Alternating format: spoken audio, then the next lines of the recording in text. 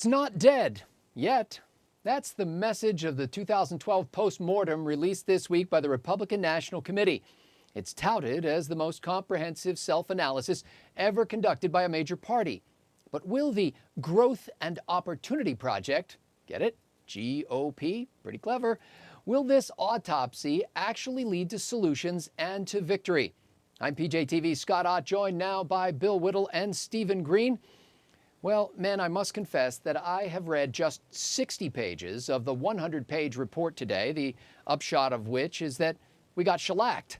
Obama did everything right, and if we're going to win in 2014 and 2016, we need to copy Obama's winning strategy. That means changes in the content and the delivery of the message, so people don't think Republicans are so mean anymore, intentional inclusion of ethnic minorities and women beyond tokenism, and an overhaul of the data infrastructure, approach to social media, and the ever-neglected ground game. The report has some 200 recommendations, and of course the devil is in the details. But Bill Whittle, in general, is RNC Chair Reince Priebus on the right track by picking a panel to diagnose what went wrong and then trying to do something to fix it? Well, that act is always the correct thing to do. It's the first thing you do whenever there's a catastrophe, a military disaster, a terrorist strike, whatever. You need to get down to brass tacks, find out what went wrong, and then try to find out what actually caused it and what can be done to fix it. So the act of doing it, I think, is a profoundly important and confident thing to do. But I have a feeling, I haven't read the report, Scotty, but what you talked about, I have the feeling that they're just going to miss the boat on this again and again and again, because you can get into details about Facebook or ground game or any of this other stuff or outreach to Hispanic communities, all this blah, blah, blah, blah, blah, blah, blah, blah, blah. But the bottom line is they are moving further and further and further away from conservative principles, more and more towards this amorphous middle. They had the best brand in the world, which is Coca-Cola. Pepsi's market share is increasing. So instead of spending more money on Coca-Cola, they decided to come out with new Coke, which is neither Coke nor Pepsi. Nobody wants it. Nobody wants to drink it. And that's exactly what the GOP is doing. So you can improve your messaging all you want to. If you don't have a set of core values that you're ready to defend and believe in, you're going to lose elections. Well, Stephen Green, although the report repeatedly says that we can't take a top-down approach, it's pretty clear that the RNC sees itself as, let's say, the sun in this solar system, and that other groups must fall into orbit around it to achieve victory. Do you think the various what they call friends and allies groups and Republican candidates are actually looking to the RNC for leadership? Yeah, probably not a whole lot. Although to add to what Bill said, I can't remember which one it was, but it was a big-time Republican who came up with New Coke, believe it or not, back in 85, 86. Look, the GOP's biggest problem is the candidates. That's true about the GOP guy, New Coke. Well, we had a few whack jobs like Todd Aiken, but mostly it's been candidates with no positive agenda. You know, when Mitt Romney was hit with the Cayman Island things, he should have said, "You're damn right I put money in the Cayman Islands because our tax code is so corrupt and riddled that it's the only way I had to protect my clients' money. So you're damn right I did it, and I'm going to go to Washington and I'm going to clean up that tax code." That would have been a proactive agenda, and it would have protected him from the Democrats' attacks. But instead, he sort of sat there and he took it. So without better candidates, it doesn't matter what the RNC does with the messaging or the outreach. I'd rather see Priebus out there actively recruiting candidates with a positive message and with the ability to sell it, to deliver it.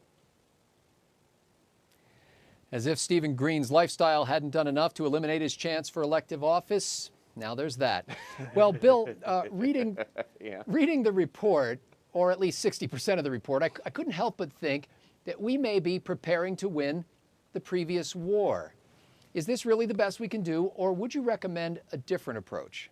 Categorically would recommend a different approach. The first thing I would do, if you go back to the cover of that thing, I mean, if you want to take, I don't know if we can get it back up again, but I mean, it looks like it's prepared this looks like something that is prepared by the Van Nuys Community College first year, graphic design program, remedial program. That RNC logo, that GOP logo is insanely awful.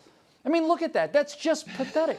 It's all you need to know, honestly. Just look at the color cover. It's all you need to know. But to answer your question more seriously, there are an entire panel of alternative solutions to all of our problems that cost either nothing or next to nothing They're revolutionary, they're internet-based, they're forward-thinking, they're information age. We need to get these programs out to 15 and 16-year-old kids, and I don't care what color, sex, or national origin they are.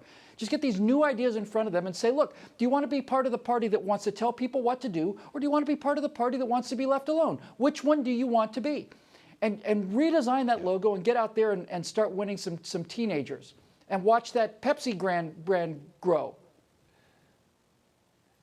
Yeah, when I saw that cover, the first thing I thought is, hey, wow, Microsoft is really doing some cool templates these days.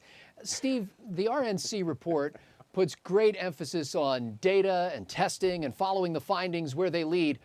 But does the RNC know how to build an organization that can execute the data management, social media, and ground game objectives that it's laid out? I'm not sure that's the right question, although it's a good one. What I think is interesting here is the Democrats, of course, promote statism, but when they want to win elections, they turn to the private sector. They turn to Silicon Valley to hire the smarts they needed to put together this completely modern data mining, algorithm using social media campaign. And the GOP, which is supposed to promote private enterprise, still wants to do all of this stuff in-house in Washington. If you ask me, that's a recipe for another failure. If you ask Barack Obama, he'll tell you that's a recipe for failure. The RNC needs to know that. They need to know that right way deep in their hearts right now. Stephen Green, made of 97% irony and truth. The RNC Growth and Opportunity Report has a lot of useful information and some common sense prescriptions. There's also a fair amount of acknowledgement of failures, albeit without a sense of personal responsibility for those failures. The big question, though, is whether the RNC has the credibility and the competence to revive itself, to actually administer and to follow through on its prescriptions, and to do it in a way that inspires action by others. You know, it's kind of easy to sit back here and to snipe when you're not actually in the arena trying to win elections. So I'm willing to suspend disbelief for a while and see whether actions match words. As a candidate for local office, I'll tell you this much. I garnered several good ideas from this report that we will apply right here this year. For Bill Whittle, Stephen Green, and the entire Trifecta crew at PJTV, I'm Scott Ott.